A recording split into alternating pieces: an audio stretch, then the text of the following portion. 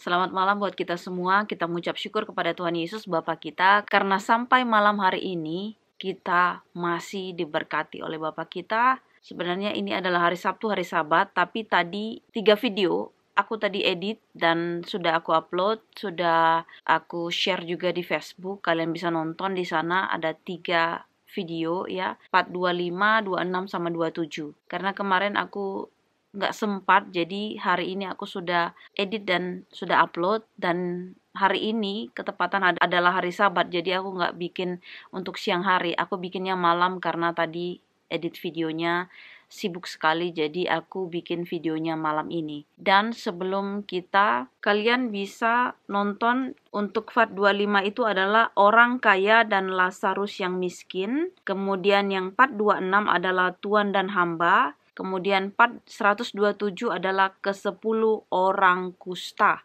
Jadi sekarang kita akan masuk lagi ke part 128. Kita undang Roh Kudus dengan berdoa. Bapa di sorga, terima kasih Bapa untuk pada malam hari ini. Di sini anakmu akan membaca firman-Mu ya Bapa. Dan ajarilah aku Bapa, ajari kami semua yang mendengarkan firman ini. Supaya firman-Mu Bapa berakar, bertumbuh dan berbuah di dalam kehidupan kami, menyenangkan hatimu dan turut kehendak-Mu. Bapa di sorga, terpujilah nama-Mu Bapa hari ini sampai selama-lamanya. Di dalam nama Tuhan Yesus, Juru Selamat dan Penebus kami. Amin. Ayatnya di Lukas 18, ayat 1 sampai 8. Perumpamaan tentang hakim yang tak benar. Yesus mengatakan suatu perumpamaan kepada mereka untuk menegaskan bahwa mereka harus selalu berdoa dengan tidak jemu-jemu. Katanya, dalam sebuah kota ada seorang hakim yang tidak takut akan Allah dan tidak menghormati siapapun. Dan di kota itu ada seorang janda yang selalu datang kepada hakim itu dan berkata, "Belalah hakku terhadap lawanku." Beberapa waktu lamanya hakim itu menolak, tetapi kemudian ia berkata dalam hatinya, "Walaupun aku tidak takut akan Allah dan tidak menghormati seorang pun, namun karena janda ini menyusahkan aku, baiklah aku membenarkan dia, supaya jangan terus saja ia datang dan akhirnya menyerang aku." Kata Tuhan, "Camkanlah apa yang dikatakan hakim yang lalim itu. Tidakkah Allah akan membenarkan orang-orang pilihannya yang siang malam berseru kepadanya? Dan adakah ia mengulur-ulur waktu sebelum menolong mereka? Aku berkata kepadamu, ia akan segera membenarkan mereka. Akan tetapi, jika Anak Manusia itu datang, adakah ia mendapati iman di bumi?" Jadi tadi kita sudah dengarkan bagaimana perumpamaan tentang hakim yang tak benar. Jadi di sini ya, dari awal sudah Tuhan bilang seperti ini. Yesus mengatakan suatu perumpamaan kepada mereka untuk menegaskan bahwa mereka harus selalu berdoa dengan tidak jemu-jemu. Jadi poinnya itu, kata Tuhan, harus kita berdoa dengan tidak jemu-jemu.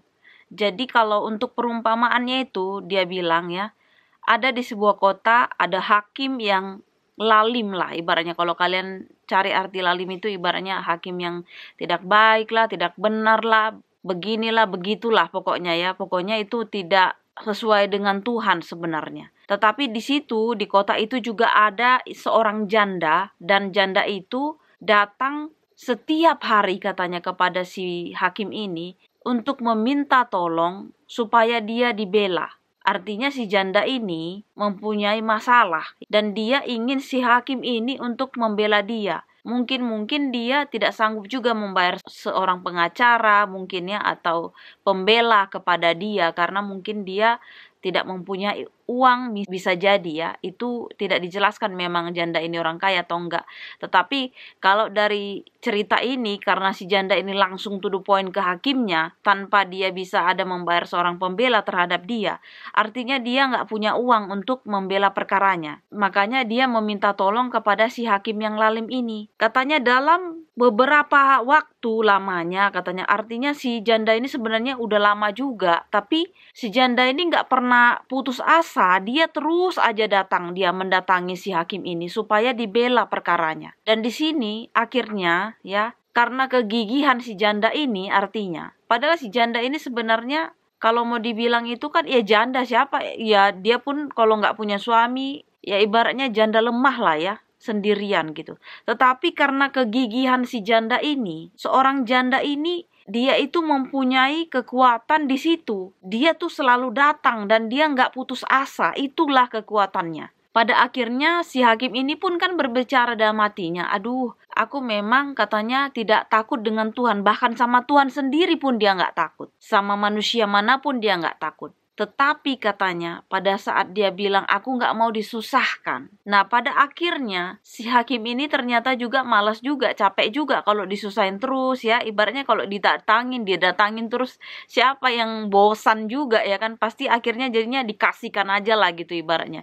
Akhirnya dibela lah si janda ini. Jadi Tuhan langsung mengarahkan kepadanya dalam artian begini, apalagi aku adalah seorang hakim yang baik, Tuhan yang baik, Bapa yang baik, ketika kamu meminta kepadaku, itu tadi dari yang pertama, berdoa secara terus-menerus tidak bosan ya. Memang gak selalu sempurna. Seperti aku aja kan, kalau lagi sibuk, bikin videonya jadi malam, jadi pagi, jadi siang, jadi ini, mundur. Yang penting tidak putus. Yang penting kita selalu berkomunikasi sama Tuhan. Jadi seperti aku bilang juga di video yang lalu, Tuhan itu anytime, kapanpun, mau subuh, mau pagi, mau malam, mau siang, Dia selalu terbuka. Kapanpun kita datang kepadanya. Jangan undur-undur. Kalau kita lagi sedih, kalau kita lagi berduka, kita datang sama Dia. Satu hal seperti aku bilang, bahkan kita lagi sedih, lagi berduka, lagi hopeless, lagi kacau balau, lagi teraniaya, lagi dihina, lagi nggak berguna, kita datang sama Tuhan aja kita didengar. Bagaimana kalau kita datang dengan berkat? Artinya kita sudah diberkati, kita lagi berhasil, kita datang sama Tuhan, kita mengucap syukur. Dalam arti Tuhan pasti bilang apa? Engkau adalah hambaku yang setia. Karena orang biasanya kalau sudah dikasih berkat, lupa. Tapi kalau kita diberkati tapi kita nggak lupa, Tuhan tambah senang sama kita. Jadi kita datangnya bukan hanya pada sedih-sedih, ya pada saat luka. Karena pada saat kita pun senang, kita datang sama Dia. Itu luar biasa. Karena banyak orang sekali pada saat dia sudah diberkati, ya sudah ada ini, ada itu, ya semua lengkap, lupa sama Tuhan. Tapi nanti udah jatuh, udah lagi ada masalah, larinya ke Tuhan, ya. Kemana lagi? Ke manusia, nggak akan ada yang bisa. Bisa pun hanya cuma mendoakan. Tetapi keputusan itu kan semuanya dari Tuhan. Pengabulan itu kan semua dari Tuhan. Tapi bukan aku maksudnya jadi meremehkan doa-doa orang ya, bukan. Tetapi di sini maksudnya Tuhan bilang kita bertekun, berdoalah kamu katanya, siang dan malam. Artinya kita boleh berdoa melalui grup, melalui teman-teman, bersama teman-teman ya, didoakan seorang pendeta, didoakan teman, didoakan keluarga dan sebagainya, itu sangat penting juga. Tetapi di sini seperti aku bilang juga, Tuhan menyelamatkan pribadi lepas pribadi. Bukan Tuhan itu nggak bilang kalau kamu ngikut grup ini, ngikut gereja ini, ngikut pendeta ini, kamu selamat masuk surga. Enggak. Jadi bagaimana kamu menjalani firman Tuhan, bagaimana kamu melakukan firman Tuhan, bagaimana kamu menyenangkan hati Tuhan, begitulah Tuhan akan melihat ke hati kita masing-masing. Jadi kalau kita mau bilang, Tuhan itu melihat hati masing-masing kita, bukan karena ini, bukan karena itu ya. Seperti aku bilang, bukan karena perbuatan baik kita diselamatkan. Kita diselamatkan itu karena kasih karunia, karena cintanya Tuhan Yesus kepada kita, makanya kita diselamatkan. Perbuatan baik kita itu adalah harusnya, karena kita udah ditebus.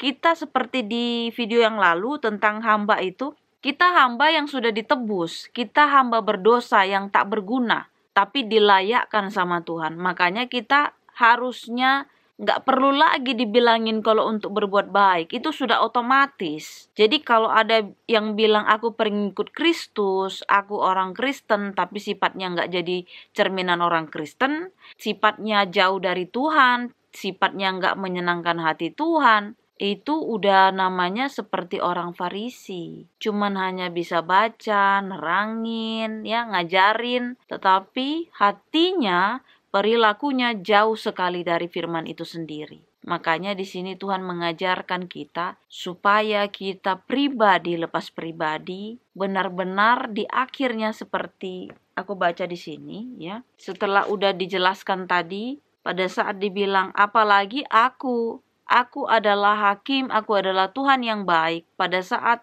kalian meminta kepada aku, pasti aku akan memberikannya on time. Seperti aku bilang, meskipun setan dikasih kuasa untuk mencobai kita, tetapi pada saat kita sudah hampir melampaui lah kekuatan kita, Tuhan udah langsung stop. Ibaratnya dibilangnya sama setan, udah nggak boleh lagi ke sini. Karena Tuhan tidak pernah mencobai umatnya melebihi dari kekuatannya. Itu udah janjinya. Tapi satu hal di sini katanya, aku baca ya, dari ayat 6 aku baca, kata Tuhan, camkanlah apa yang dikatakan hakim yang lalim itu.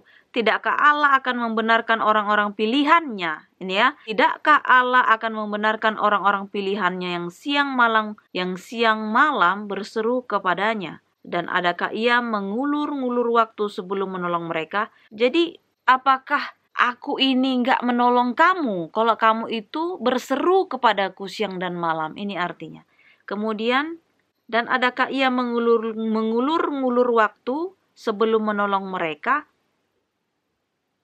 Oh nih. Jadi maksudnya di sini Tuhan nggak akan menolong. Tuhan nggak akan pernah terlambat menolong kita. Tuhan itu selalu on time. Dia adalah Tuhan yang baik, Tuhan yang penuh kasih. Jadi jangan pernah kita bosan sama Tuhan itu. Jangan pernah dalam artian aduh kok nggak dijawab-jawab. Jangan pernah seperti itu. Mungkin aku juga pernah mengatakan dulunya ya. Tetapi kalau sekarang aku pikir, kalau Tuhan memang belum menggenapi atau mengabulkan permintaan kita, artinya itu tadi, waktunya belum tepat, atau ada yang lebih baik dari itu, atau mungkin itu baik, tapi mungkin bukan ke kita dikasihnya. Mungkin lewat suami kita, mungkin lewat keluarga kita, itu juga bisa. Karena kan berkat itu bukan hanya untukku saja. Kita sehat aja, itu sudah bersyukur. Makanya sekarang pun aku tuh banyak-banyak berpikir dalam artian seperti ini. Iya ya, aku maunya ini loh Tuhan, seperti itu. Tapi Tuhan kasih yang lebih, Tuhan kasih yang lain gitu loh. Jadi mungkin yang ini belum kata Tuhan, tapi yang inilah aku kasih sama kau. Kan kita nggak tahu caranya Tuhan, makanya dibilang rancanganmu bukan rancanganku, jalanmu bukan jalanku. Pokoknya kita itu berseru aja sama Tuhan. Karena yang terbaik itu dia yang tahu, bukan kita. Kita kan cuma taunya di sini. Sampai di sinilah kita. Tapi jauh ke depan itu kita belum bisa. Karena yang bisa ngelihat jauh ke depan itu adalah Tuhan. Adalah Bapa kita itu. Makanya kalau kita sudah meminta pada saat kita terima itu mungkin lain, tinggal bilang aja, oh ini jawabannya Tuhan, ya udah nggak apa-apa, engkau baik, gitu aja. Kemudian disambung lagi ya, aku berkata kepadamu, ia akan segera membenarkan mereka, akan tetapi jika anak manusia itu datang, adakah ia mendapati iman di bumi? Nah di sini tantangan iman di bumi, karena banyak-banyak memang kita ini, termasuk aku ya, kita udah lahir di Kristen dari kecil, sudah ada mempunyai ibaratnya basicnya kita itu udah ada untuk firman Tuhan. Tapi berkali-kali lah kadang-kadang kita juga lupa, kita mungkin lemah ya. Makanya di sini Tuhan ajarkan ke kita berdoa. Katanya hendaklah engkau senantiasa berdoa siang dan malam. Siang dan malam itu nggak perlu ada waktunya jam berapa. Kapanpun katanya, kapanpun. Yang penting siang dan malam itu ya jam berapa, suka hati lah jam berapa yang bisa kita. Dalam artian itu kita menyempatkan diri dalam satu hari itu kapan kita mau berdoa sama Tuhan. Karena memang doa itu nafas. Karena kalau misalnya kita nggak buat itu seperti nafas, kehidupan ini kayaknya tidak ada artinya ya. Mungkin bagi kalian di sana belum mengalami sesuatu hal yang mungkin mengetuk ya. Tapi kalau secara pribadi dari kehidupan aku dengan kehidupan aku yang pastinya kalian sudah nonton kisah-kisahku dari channel YouTubeku Ulisian Braban, dan di sini juga kenapa aku juga sharing tentang apa yang kupikirkan, apa yang kukhawatirkan dan sebagainya. Itu adalah bentuk bagaimana berhubungan dengan Tuhan ya.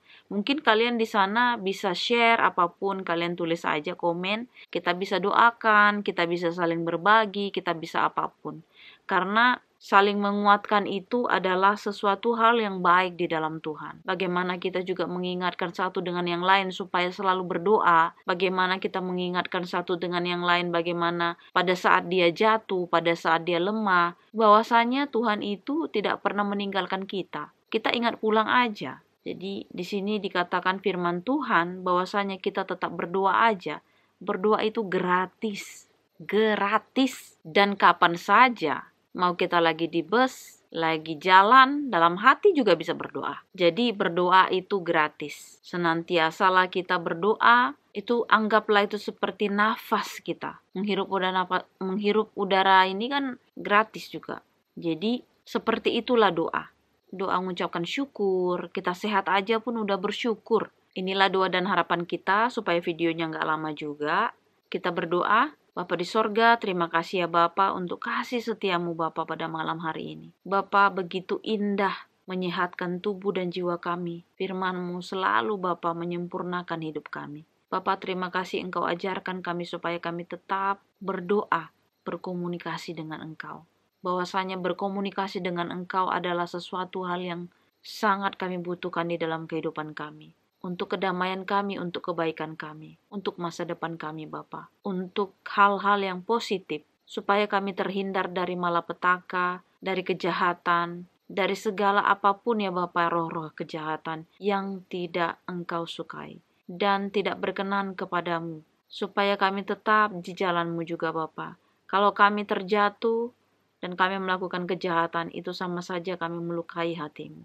Oleh karena itu Bapa, terima kasih untuk firman-Mu yang mengingatkan kami masing-masing supaya tetap berdoa, supaya tetap bersandar kepadamu dalam hal apapun juga, supaya kami tetap pegang firman-Mu.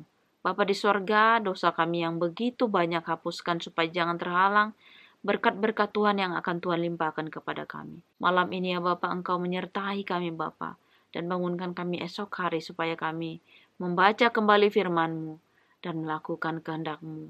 Terpuji nama-Mu Bapa hari ini sampai selama-lamanya. Di dalam nama Tuhan Yesus, Juru Selamat dan Penebus kami. Amin. Jangan lupa di like, di subscribe, dan kalau kalian punya komen, silakan di komen. Tuhan Yesus memberkati. Selamat malam dan selamat istirahat. Amin.